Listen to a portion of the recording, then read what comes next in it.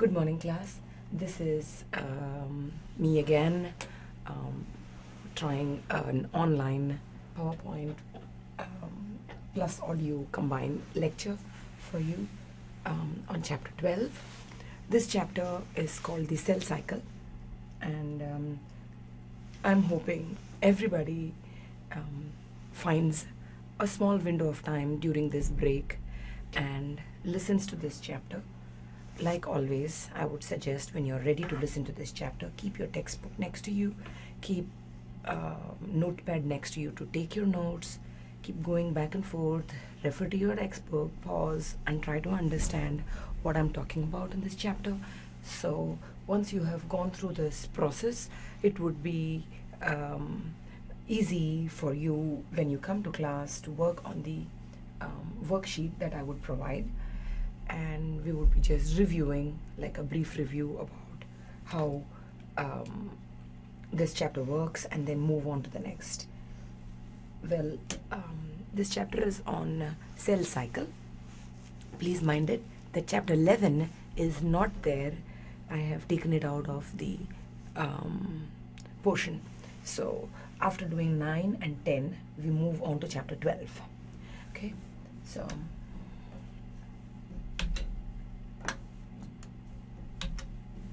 okay, as usual, 5 to 6 things that you should know about this chapter. The first thing is, what is a cell cycle? What are the main processes involved in plants and animal cell and bacterial cell?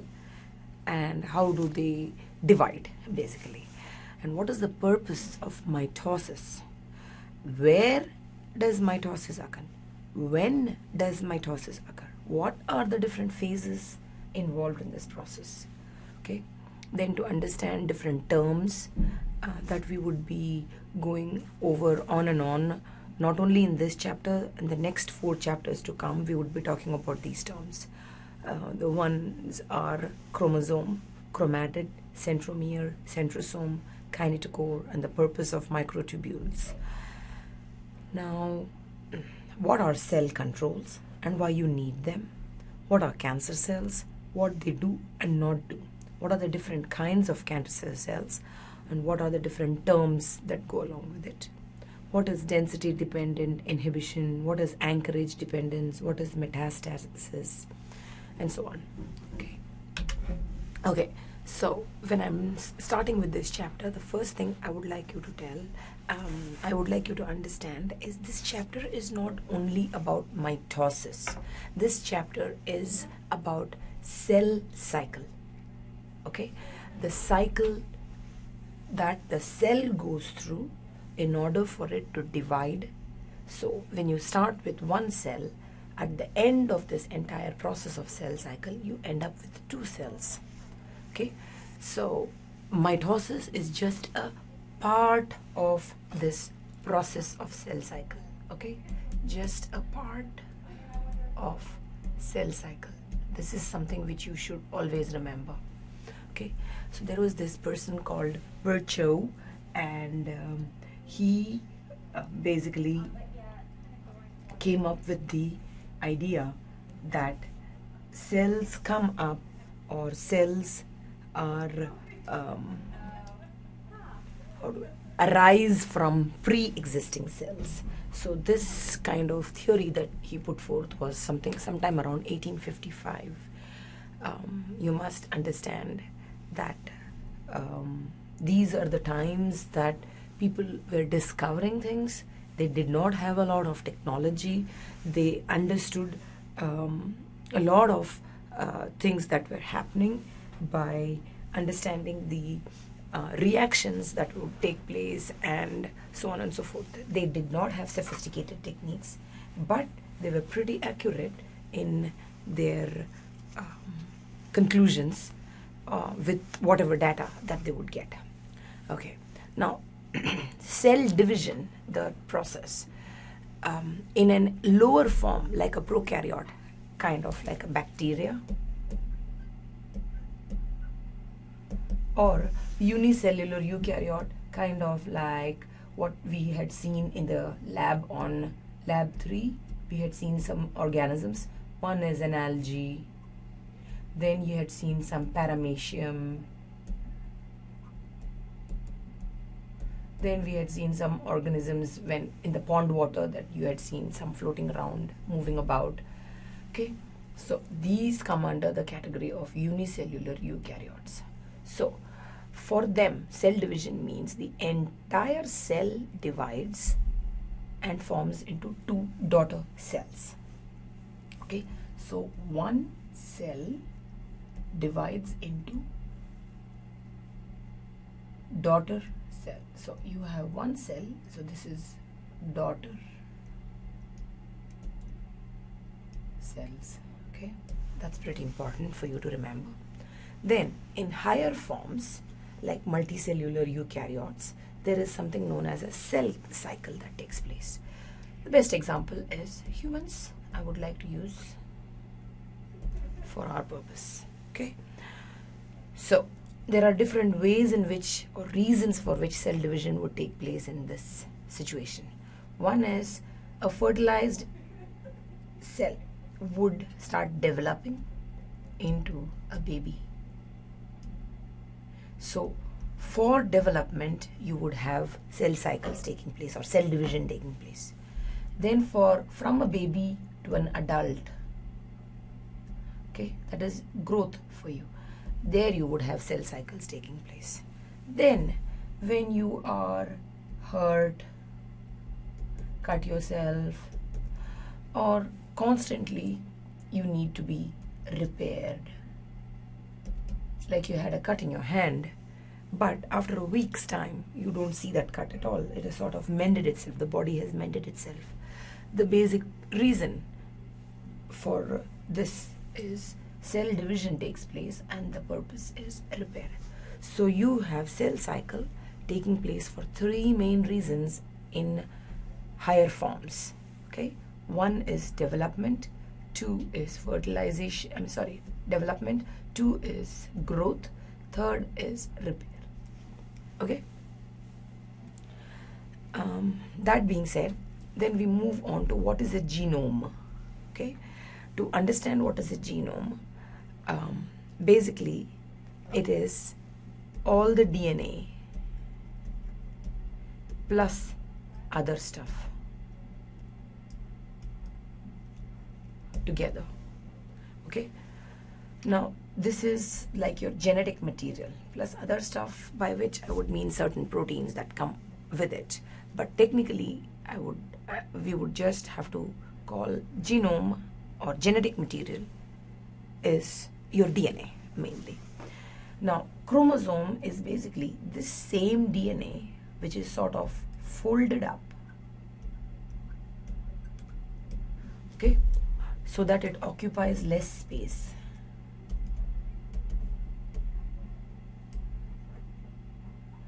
Kind of in the olden times when we used to have like a telephone, proper telephone, the wire would be sort of wound together in a fashion like this, which just goes to tell you that it can extend and be very, very long, but it sort of is folded up in its own natural form at certain points in time to occupy less space. So that is your chromosome for you. So when it is folded up, long thin strand, instead of that it being something like that, it is compact and it is visible under the microscope. Okay, now chromatin, I think I had come across this word and I had mentioned chromatin is this same DNA plus the proteins that are responsible to hold it together. Then we have another term called somatic cells and reproductive cells. Somatic cells is all cells except reproductive cells. Your reproductive cells are called gametes in biological term, or in common language you would call them the sperm or the egg. Okay, so reproduction in amoeba is the lower form, remember, and entire cell divides. Okay, growth and development from an embryo, there also you would see cell cycle. Then tissue renewal, supposing your bone marrow is constantly sort of making new, fresh WBCs. So that means you have certain amount of cell cycle taking place, the content of your WBC is increasing, content of something else increasing. That is also your cell cycle. And so I'm just restating the three main reasons for which you would have cell division in your system. One is reproduction, one is growth and development, and the other one is tissue renewal or repair. Okay. Now, this is your entire cell for you. Okay. Any cell, consider any cell for that matter. Okay. In this cell, if you notice, this region is your nucleus, and these are your chromosomes. They are big enough for you to be visible under the microscope when you want to look at it. The reason for this is these extremely thin strands have sort of wound up together, made themselves compact. Now, it is kind of like this. Imagine if you had an entire rope, a big huge bundle of rope, or a big huge bundle of, say, woolen ball, okay, and it is completely unraveled.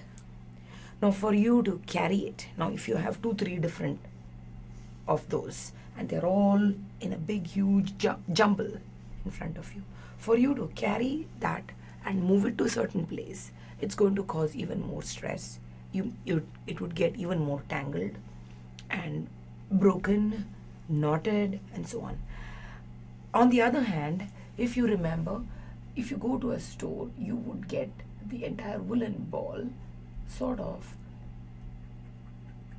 wound in a certain fashion and made compact, right? So this is your wool.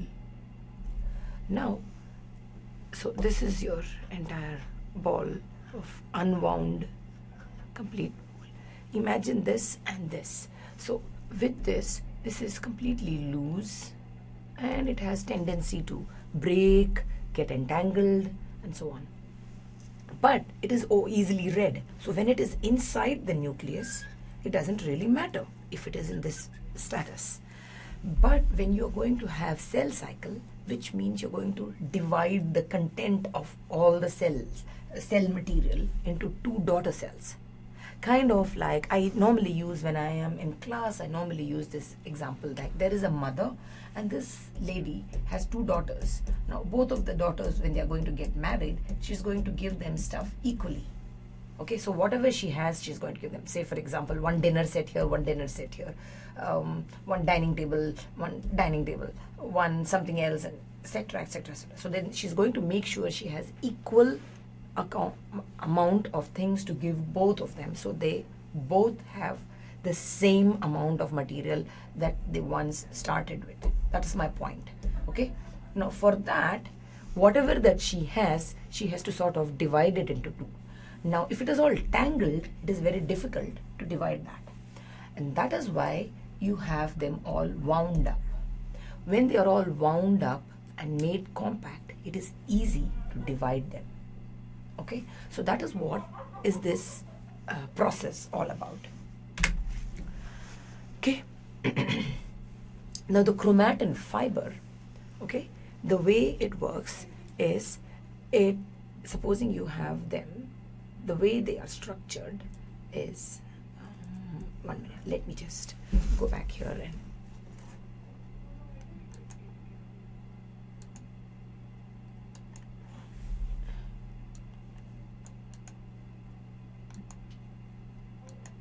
okay, now sorry for the trouble and the silence, just a second. Okay, so the way it is, the chromatin fiber, finally when it is present, sort of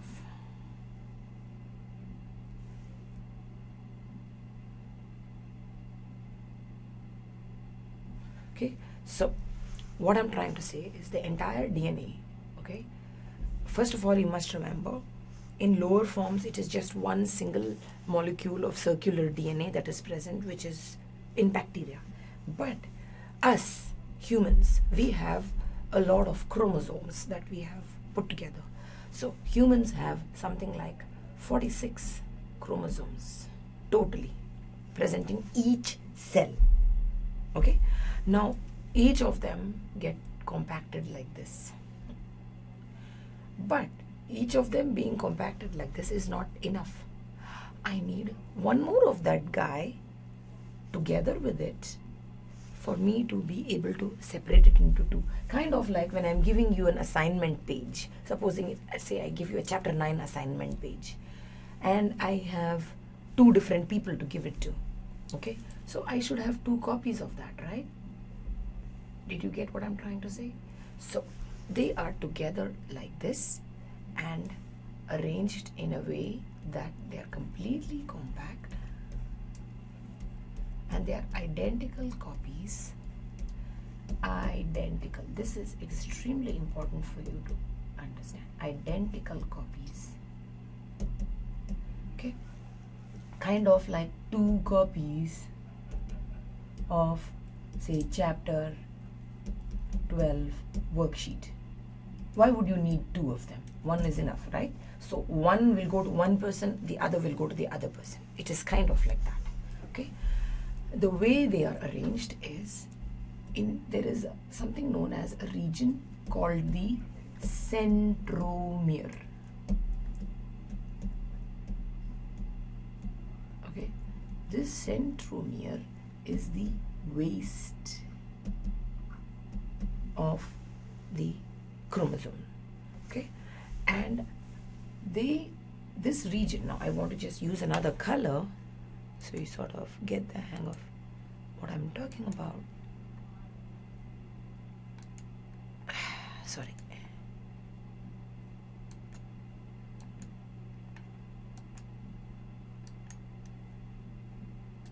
Okay, now at this point there is a protein attached to it. This protein is called the kinetochore. Okay, this protein is attached at the waist. It's called the kinetochore. It is kind of like a double-sided tape, I would like to call that.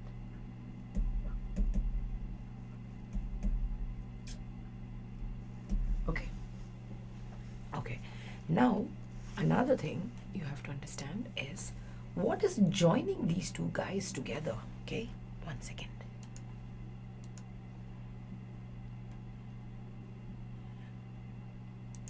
Okay, now these two copies are joined together. One second. Okay, by a sticky material, a protein called cohesin protein. Okay,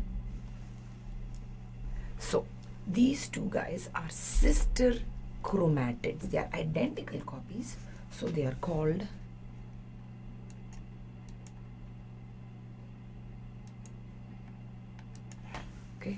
these two guys are called 1 and 2. Okay, they are called sister chromatid.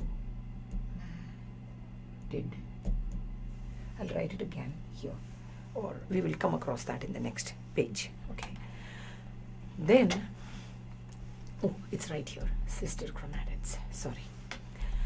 Now we have talked about the structure, that it looks the final outcome when they are completely wound up.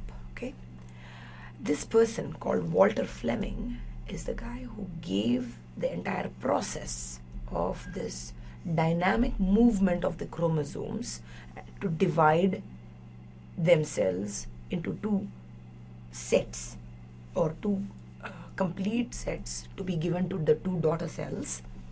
He called this process mitosis, which I will be dealing with shortly. He called this chromosome which is all packed up like this, chromatin, because it took up a certain color and he was able to observe it under the microscope. Okay, you have something known as a process called mitosis taking place, then another process immediately after that called cytokinesis taking place. Now the phases of the cell cycle are divided into certain phases which I would like to talk about in detail.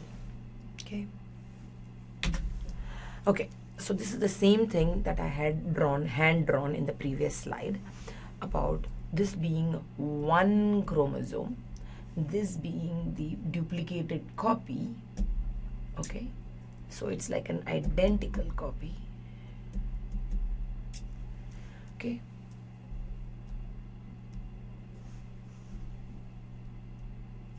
and when they separate, this process of separation is the mitosis,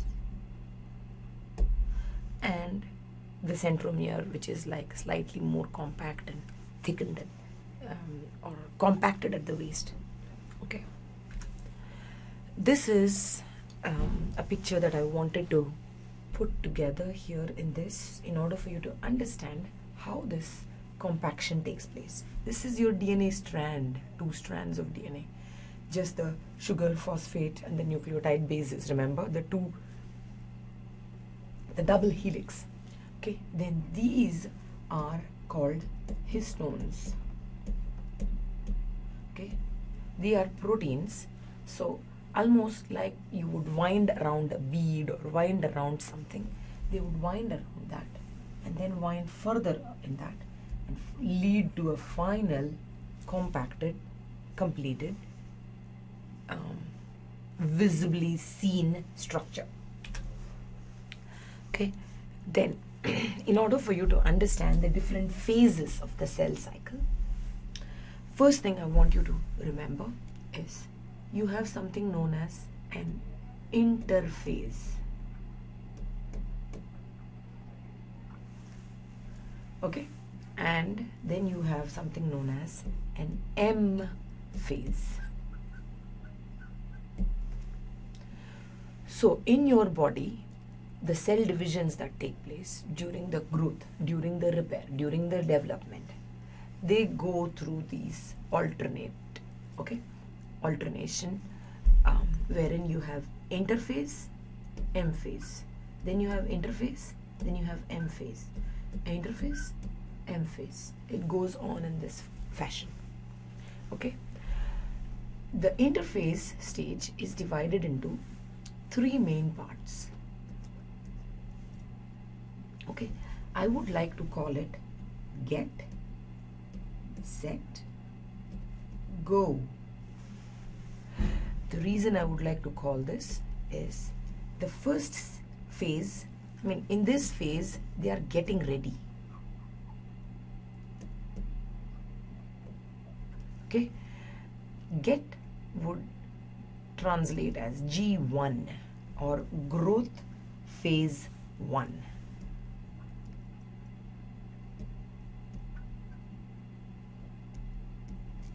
Then in this phase, in the growth phase, what basically happens, I will talk about later. Then you have set, which is the S phase. It is also called the synthesis phase.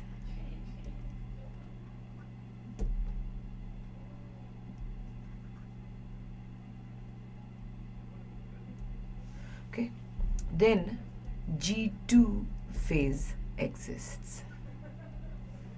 Okay, this G2 phase is growth phase.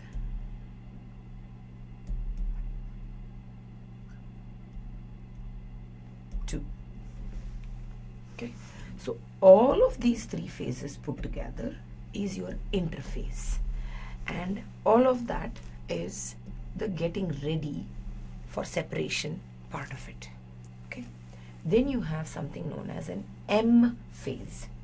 The M phase is basically divided into 2 parts, 2 main parts.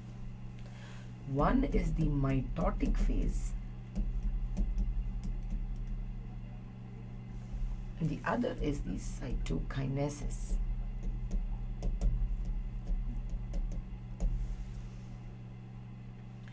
In your mitotic phase, it's divided into roughly 5 parts.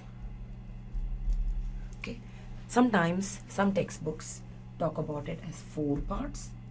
Your textbook mentions it as 5 parts. Okay, so I would like you to remember it like this. Professor promised me a test. Oh, that I will keep that promise, okay? So I would like you to remember, Professor promised me a test. To remember the different stages of mitotic phase.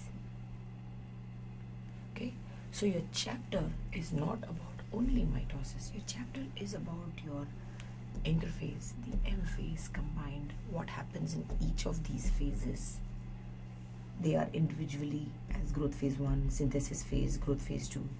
And then in your M phase, you have mitotic phase, you have cytokinesis. This mitotic phase has got the 5 parts called Professor promised me a test. Okay? So, that's the same thing that I had handwritten in the previous screenshot. Okay? In the growth 1 phase, what is happening is the cell is actively making a lot of stuff like enzymes, organelles, kind of like if I have 20 mitochondria, both my daughters should have 20 mitochondria. So I'm like multiplying and increasing the number of mitochondria that I should have. That's an, for example. Or if I have Golgi apparatus, say I have lysosomes, say I have microtubules, say I have whatever cell organelles are present, cell content, all of them have to double up. That is what is happening in your G1 phase. Okay? In the S phase, what essentially happens is the synthesis of the DNA takes place. Basically, if I have, this is my DNA, I need to make 2 copies. So this is 1 copy, this is the other copy. So I will double up. So if I started off in my normal cell, I'm supposed to have, say, 46 chromosomes. When I am in my interphase, after the S phase gets over, I would probably have 46 into 2 amount of chromosomes in my system. Kind of like 92. I would have 92 chromosomes at the end of S phase. So there are these questions. You might see, I have this much DNA content. After this particular phase, how much DNA will I have? After this phase, how much DNA will I have? Or before this phase, how much DNA will I have? Kind of stuff. So you should be able to understand what he's talking about, what exactly he's expecting you to know in that. So the replication of the DNA takes place in the S phase. Okay? Then in your G2 phase, which is called the growth phase 2, what happens is repairing takes place. The DNA being replicated also needs to be repaired, corrected, proofread before it is sort of given to the 2 daughter cells. The reason for this is you need to be accurate in what you're giving to your daughter. It has to be an exact, correct information. Otherwise, the future cells will not be the same as the parent cell, in which case you're not going to be identical, and that is not the acceptable thing on a normal basis. Okay? Now, the M phase. So once the interphase is over, okay, now end of interphase, you will have double the quantity of DNA that your cell should normally have. That's what I'm trying to say. Okay? At the end of it. Now, during your M phase, how much? You still have double. Only after your cytokinesis, wherein the cell contents divides into two cells, complete division of the cell has taken place, you can say you have the same quantity that you started with. That makes sense. Okay? So, the M phase is also called mitosis.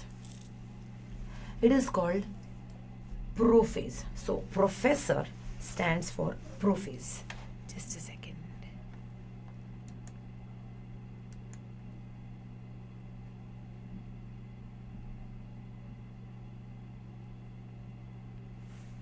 Okay. Now, okay. So, prophase also is professor. I want you to remember the pro and the pro to help you understand it. So, prophase is the professor. What happens here is the DNA sort of gets prominent,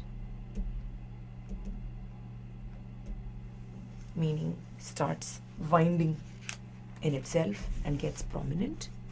Okay, then you have the nuclear, no, not yet, not the nuclear membrane. So the DNA gets prominent, then you have the, you remember the centrosome that was present. We were talking about the centrosome that has, remember the bumper kind of guys, two of them that we would be constantly talking about when I was doing cell, the chapter on cell. So they have a pair of centrioles, right? Excuse me, just a second. This is really messed up.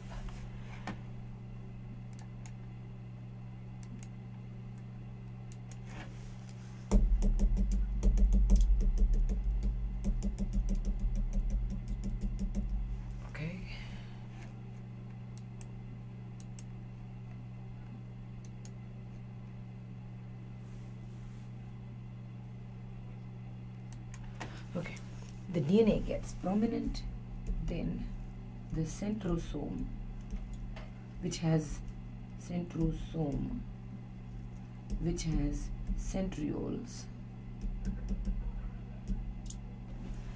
okay, the two centrioles that they have, they start to get activated and kind of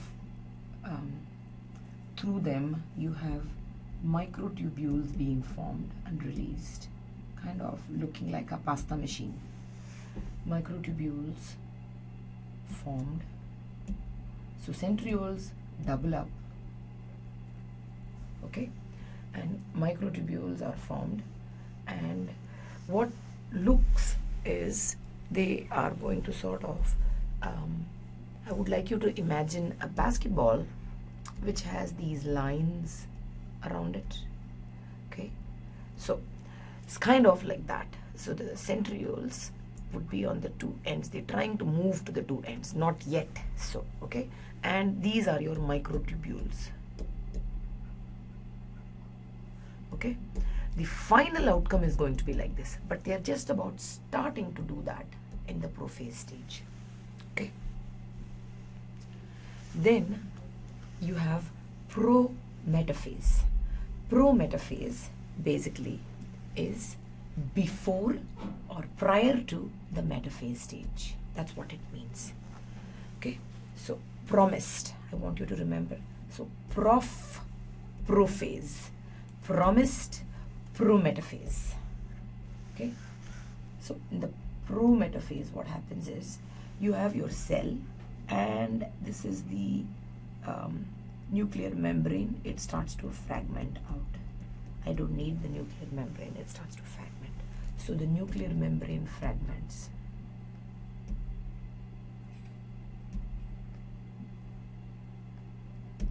Okay, and the what happens is the microtubules extend completely, looking like this in your entire cell. Okay, they have extended. So they just about started to do that when they were in the prophase. They sort of completely extend to the other sides in this fashion in the pro-metaphase. Okay, then in the metaphase, actual metaphase, what happens is all the chromosomes align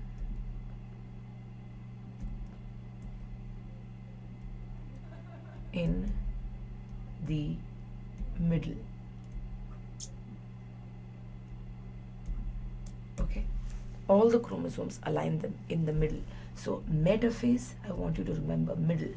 So it's like an imaginary situation where, like, they would, all the chromosomes will align themselves in the middle of the cell. Okay, the center of the cell, like this, kind of like this. And then what happens is, at this particular stage,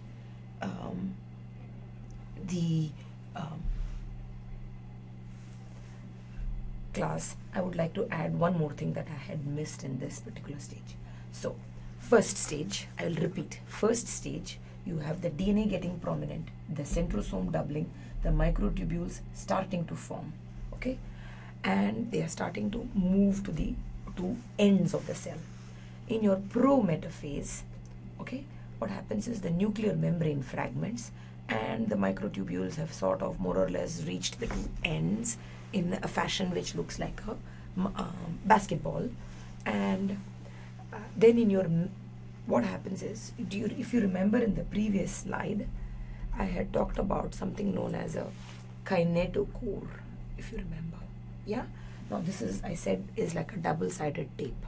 So these guys here, okay, have the kinetochores. Okay, now what happens is these microtubules comes and attach themselves to the kinetochore.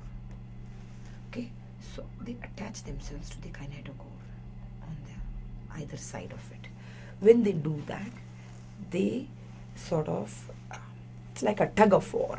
Okay, they pull on both sides and finally align themselves in the middle. Okay, it's like an equal pull and they align themselves in the middle. Okay, so that's what happens in your metaphase. Now anaphase, I would like you to remember end. Ana and end, remember it like that. So here is where the chromosomes get pulled to the two ends. Okay, so the chromosome gets pulled to opposite ends. Okay, this happens because the cohesin protein that existed gets cleaved, gets cut or cleaved. Okay, in the telophase as such, the nucleus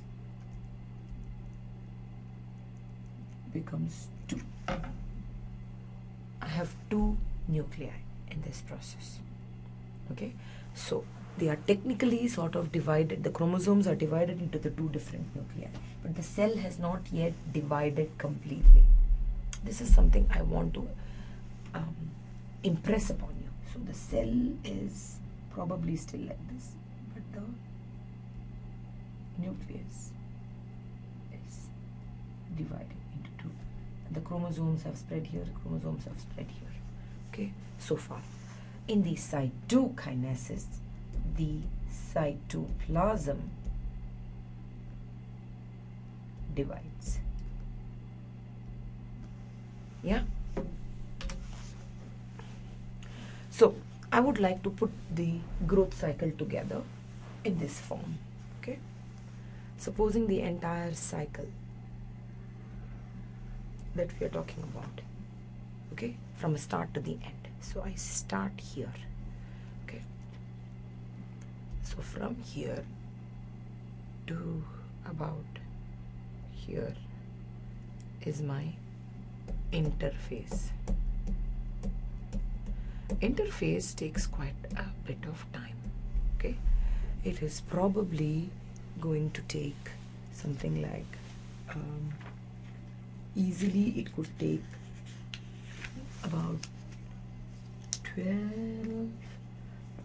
If a human cell, for that example, I should say, human cell, supposing it takes 24 hours, okay, to fully complete the cycle, interphase would probably be for 23 hours you would have interphase.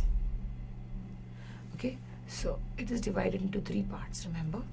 The first part is G1 phase, wherein all the cell content gets doubled. Okay, and then you have your S phase. In this, your DNA replicates or synthesized or doubles. Okay, then you have your G2 phase, where you have your proofreading that takes place in the last 1 hour of your entire cell cycle. Now this is for human cells. 24 hours it would take. So this would take something like a S phase might be something like 10 to 12 hours. Then you would have G2 would be like 4 to 6 hours. Then what's left of it? G1 would be 5 to 6 hours. This would probably mitosis. Okay, in that I have 2 parts, remember. I have the M phase, which is divided into 2 parts. This is your cytokinesis. Yeah, so I started with 1 cell and I go through this whole process, and I would have my prophase.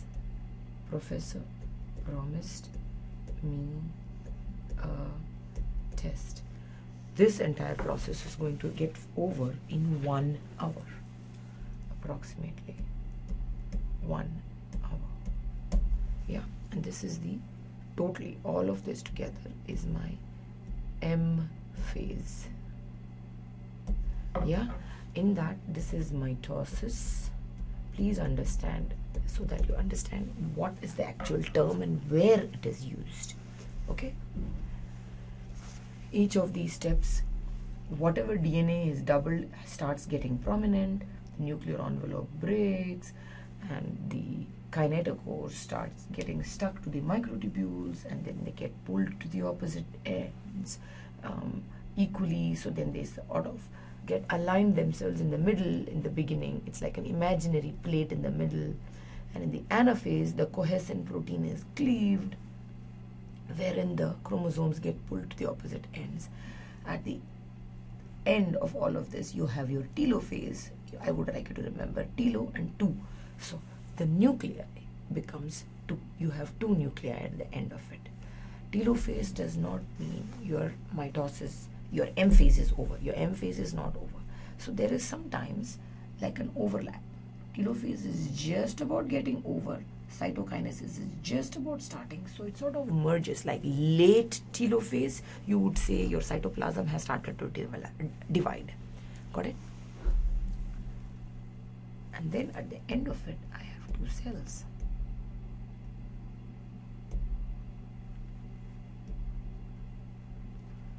Two daughter cells.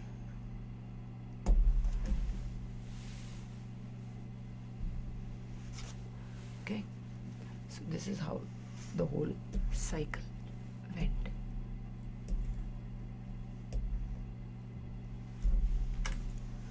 And it is described in this fashion. Okay.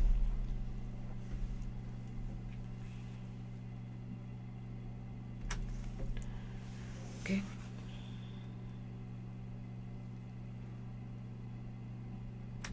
So now I have this picture which gives you the entire overall view, but I also have a picture which will sort of give a little bit of detailed view. Okay, so initially this is your interphase, the G2 of of interphase, like the repair and all is done, almost ready. Now this is all completely diffuse, and there are two centrioles and it's replicated, and these two centrioles move to the two different ends they are trying to move, and then the chromosomes have sort of become very prominent, and you have two sister chromatids. So at this point, if it is a human cell, remember that, don't just keep writing 46 and 92. That's not the way. Here probably I already have 92. Why? Because at G1 I had 46, and then I went through an S, I replicated, and now I am in G2, right? So I have 92. If it is a human cell, okay, it can be different for different, okay. Now then what happens is each of these chromosomes are joined together, and then there is a centromere, which is the waist, at which you have the kinetochores, these black dots which have joined the proteins which are attached to them. Now if you look at it, the nuclear membrane has fragmented at pro-metaphase, and then you have these microtubules pushing themselves to both sides, and once they attach themselves to the metaphase, there is equal pulling, so they all align themselves to the center. At this part, the cohesin protein, which joins these two guys together, is cleaved or cut, and then they go to two different cells. Now this nucleus and then the cytoplasm, remember, is started dividing, okay. So the cell is also trying to divide. So this kind of curve that you get is called the cleavage furrow, okay, and you have the cells sort of becoming individual entities. At this stage, this cell has 46, this cell has 46. So he's sort of putting the telophase and the cytokinesis together in this, okay. Same thing one more time, if you notice, okay. Then we move on to the difference between the plant cell and the animal cell, okay. Now in the animal cells, the division takes place by formation of a cleavage furrow, kind of like when you twist a balloon, you have a sort of curve at the part when you're trying to divide. So that is the cleavage furrow for you, and it is possible for us to do that when an animal cell, because it doesn't have a cell wall, whereas plant cells have a cell wall. Everything that took place in the animal cell, exactly that's what takes place in the plant cell. But the only difference finally is it does not need the centrioles, and it doesn't have it, it doesn't need it, and it still goes through the whole process. There is something known as a cell plate that is formed by forming vesicles, kind of like, you know, if this is the cell, so these are the vesicles. Then after some time, these vesicles sort of merge themselves, and then after some time, okay, the vesicles sort of merge themselves completely,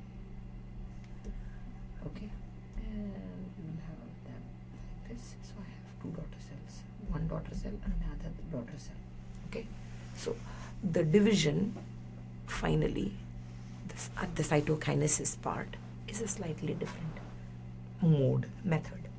In bacteria, binary fission that takes place is very, very similar to what takes place in mitosis. But you must remember, bacteria are more primitive, so binary fission existed first.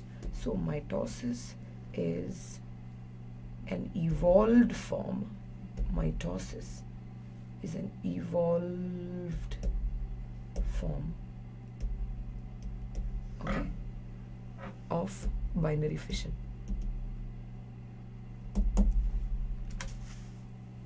So this was the metaphase plate, this is the kinetochores which are attached to the microtubules. This is like an imaginary plate, kind of like the equator of the cell. Okay. This is the cleavage furrow that I was talking to you about, which is sort of going to make the cells push each other in a way that you have the two daughter cells coming up at the end of it. This is the way it is done in a plant cell. Plant cell, the same processes take place, except that you don't see the centrioles in them. So this is your prophase, your prometaphase, and then this is your metaphase where they are all aligned in the center, anaphase where they are all moved to the ends, telophase where you have the cell plate starting to form and your two nuclei there, but the cell is not completely still divided. Okay, so you have two nuclei there at the end of it. Okay, same process for plants. Okay, this was your bacterial cell, which goes through binary fission, which is what I have put here. This is like in bacteria, remember, it doesn't have different chromosomes, it is just one chromosome. So the entire diffused structure, it sort of replicates and moves to the two different daughter cells at the end of it you would get. So similarly, you would see in dinoflagellates mitosis taking place, then diatoms and yeasts, and in most eukaryotes, this is what you would see. Now, from pages 238 to 243, I've sort of taken it out. I don't really want you to go over that. What controls the cell cycle? Now, tell me one thing. Do you continuously keep dividing? Now, if you've got, for example, this is your hand. Okay, I've got a cut in your hand. After it grows, it sort of goes back into its original shape. Does it grow out? No, it stops, right? What is the thing that tells it to stop? There are certain chemicals which recognize, and they are like stop signals at different points in the cell cycle. So remember your cell cycle where you had your G1, then your S, then your G2, and then this was your M phase, this was your interphase, all of this put together, right? So they were probably at a stage where they will say stop here. There is probably a signal here or a signal here or somewhere. They have different points at which they would there would be some regulatory material which would stop the cells, normal cells that is, okay? Normal cells at that point and say no, don't divide anymore.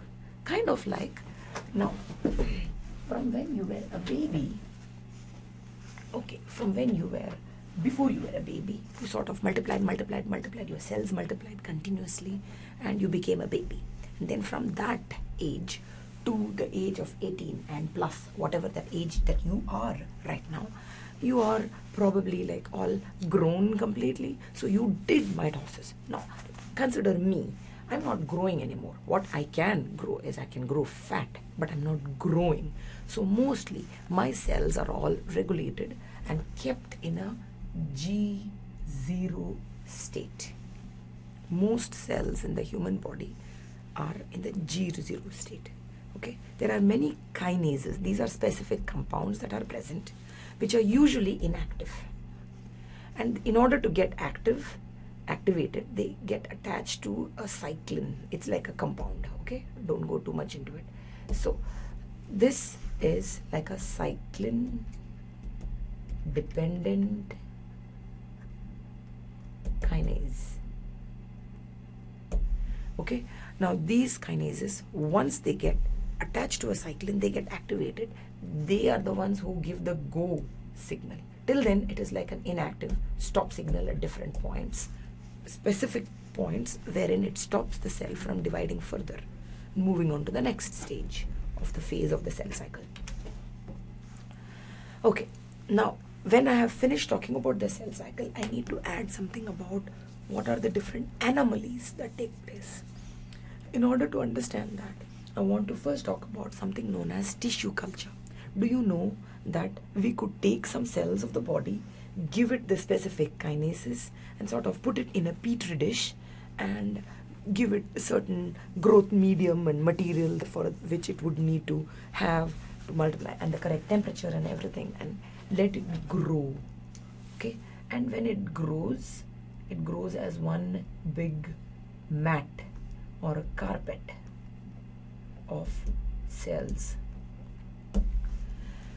Now what happens is, if you put this is the difference. There is something that you need to add. Okay, now this particular compound, if you don't add that, the cells really don't multiply. This is platelet derived growth factor. That's what it is. Platelet derived growth factor. Now these cells, if you don't put them, they don't really multiply. But once you add that, it sort of switches the process of the cells to multiply and grow into a full big mat of cells. This is called tissue culture. Now why is this needed?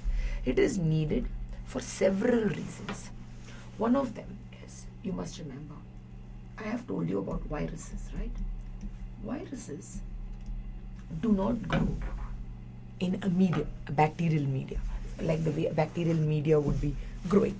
Bacteria can grow in whatever I put together and I keep it in a petri dish, they can grow. But viruses need a living system.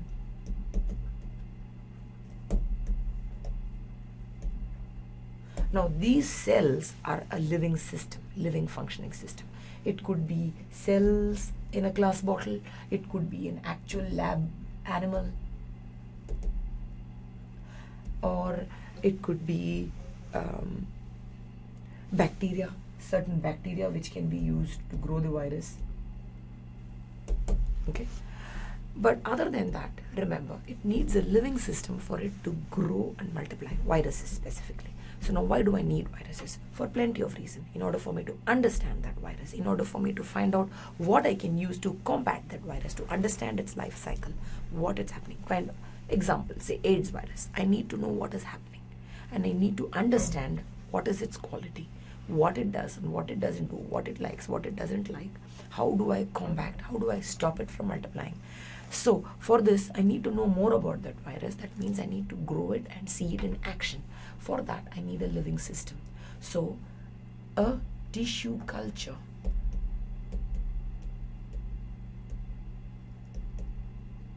wherein cells can be grown in lab. Okay, that helps us understand more about viruses. Then there are certain organisms that also need living media. Okay, so we use for all those reasons. All right. Now, in a medium, you have to add the growth factor, and a normal cell, sort of, if you notice here, a normal cell, if it made one carpet of cells, it stopped growing, right? So it sort of gets inhibited when it reaches the certain amount of density. Kind of like if you're in an elevator, okay? If you're standing in an elevator, okay? Beyond a certain number of people, there might be head space there. Will you just stand on someone else's head and stand there in that elevator? No. So you sort of, the amount of people there is dependent on the density, in the sense, if it has reached the carpet area, or if it has reached the area in which people can stand decently, normally, without squishing themselves, that's it. More people won't get into it, unless of course there is like a total emergency, and that is a totally different situation. But on a normal circumstances, most cells depend on the kind of density, and then they stop growing. So if you have them in a lab, they would just form one carpet of cells and stop. They also have something known as anchorage dependence, meaning they need to anchor themselves or hold themselves, anchor or hold themselves. So they need the surface of glass dish. If that is not there, they will stop growing. Okay, now once I finish talking about what a normal cell is, I want to talk about this person. Her name is Henrietta Lacks. Now, Henrietta Lacks was a lady suffering from a tumor sometime in the 60s. She was alive in the 60s. She suffered from this tumor. The tumor was taken out of her system and then grown in the lab. Okay, trust me, in the 1960s she was there. Now it is something like a 2014. It is said that her cells continue to grow in the lab.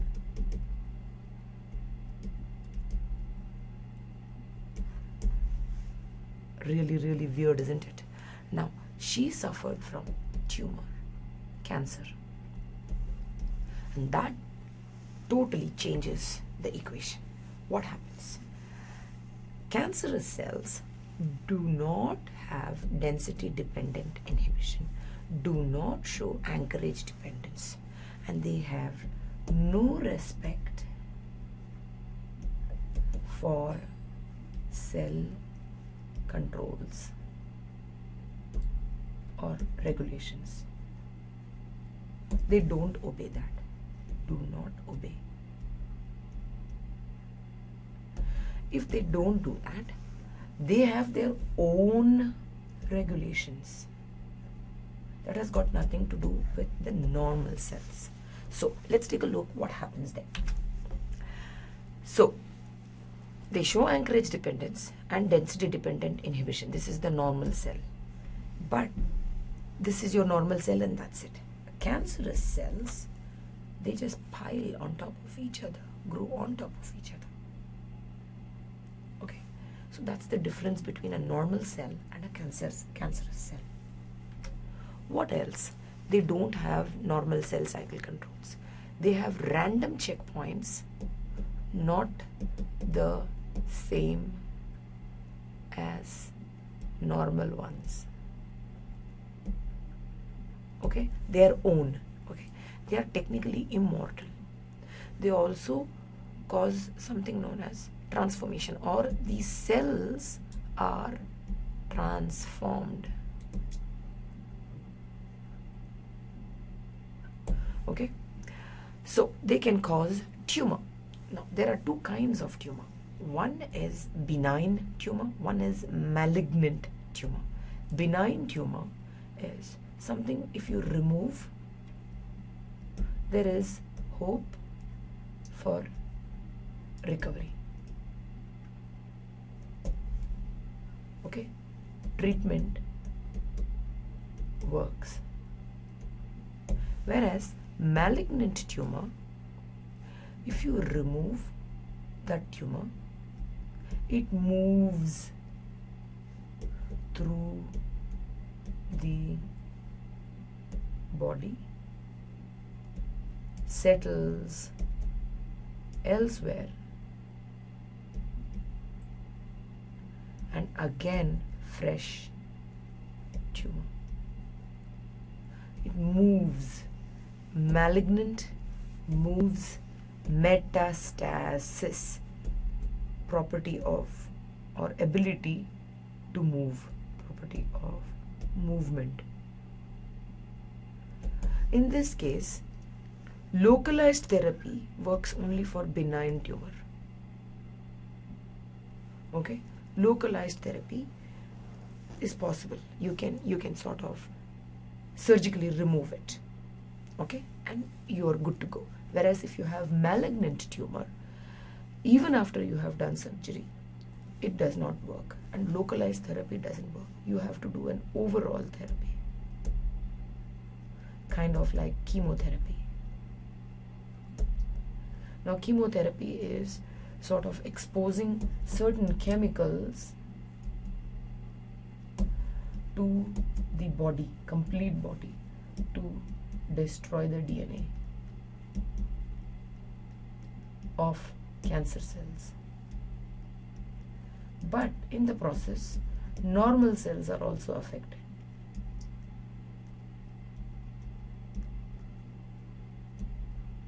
Okay, and that is why chemotherapy, everyone knows what happens. It can be very debilitating. It can decrease immune system. okay, capacity. It can tire you, it can give you nausea, and you don't have any ability or interest to eat, and so on and so forth. So malignant tumor is a far worse condition than having benign tumor. Okay, and that, I think, is the end of the chapter. I would like for you to listen to this completely, work on the study guide sheets that is put up already, and also come prepared to work on a worksheet in class, prepared with any question that you want to ask me in class, because after this we are moving on to the next chapter called meiosis. Okay, so that's about it. Thank you very much, and I hope everything was as clear as possibly that I could give through audio to you.